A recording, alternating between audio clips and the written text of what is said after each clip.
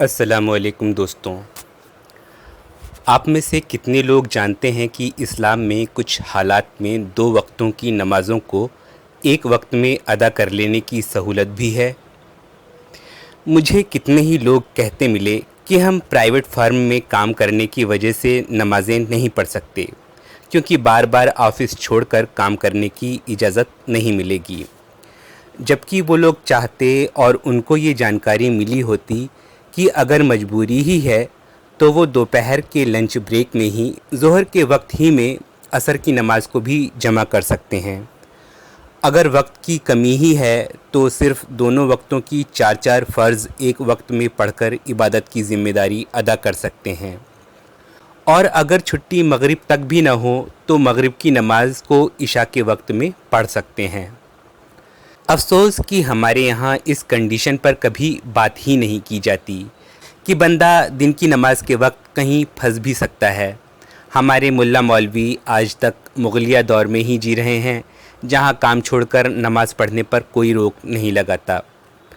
لیکن میں آپ کو بتا دوں کہ کئی احادیث ہیں جن میں یہ درج ہے کہ آپ صلی اللہ علیہ وسلم برسات کی آشنکا کے وقت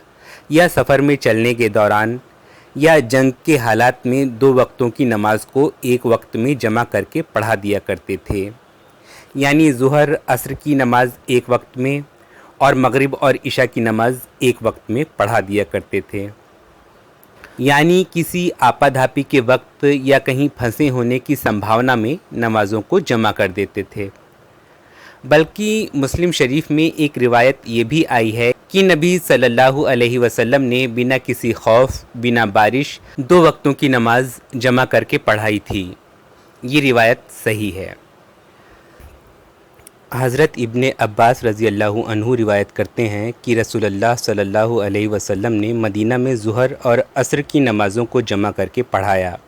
جبکہ اس وقت نہ کسی بات کا خدشہ تھا اور نہ آپ صلی اللہ علیہ وسلم سفر میں تھے۔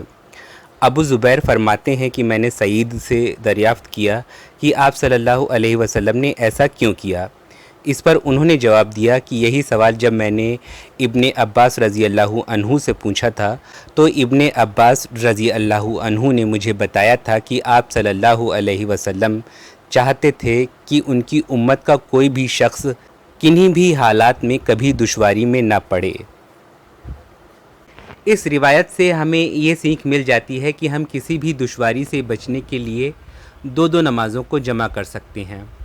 ہاں، البتہ اس روایت سے یہ نتیجہ نہ نکالیے گا کہ بے وجہ 2 وقتوں کی نماز کو جمع کرنے کا معمول بنایا جا سکتا ہے۔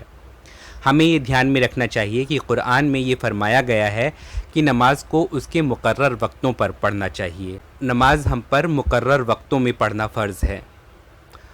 افضل تو نماز کے اوقات پر ہی اسے ادا کرنا ہے۔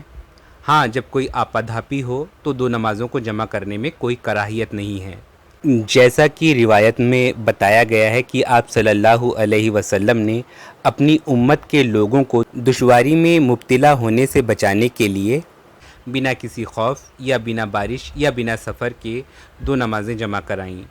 اس کا مطلب ہمیں یہ لینا چاہیے کہ جہاں 2 وقتوں کی نماز الگ الگ پڑھنے پر دشواری پیش آنے کا اندیشہ ہو، اس حال میں ہمیں نمازیں جمع کر لینی چاہیے، اور جہاں ہم بنا کسی دشواری نماز کو اس کے صحیح وقت پر پڑھ سکتے ہوں تو بے وجہ 2 نمازوں کو نہ ملائیں۔ احادیث سے جو خبریں ملتی ہیں ان کے مطابق 2 نمازوں کو ایک ساتھ جمع کیا جاتا ہے، جن میں ظہر اور عصر کو ایک ساتھ یا تو ظہر کے وقت میں پڑھا جا سکتا ہے یا پھر عصر کے وقت میں۔ ان کو مغرب کے ساتھ جمع نہیں کرتے، بلکہ مغرب اور عشاء کو ایک ساتھ جمع کر کے پڑھ سکتے ہیں، چاہے عشاء کے وقت میں یا چاہے مغرب کے ہی وقت میں۔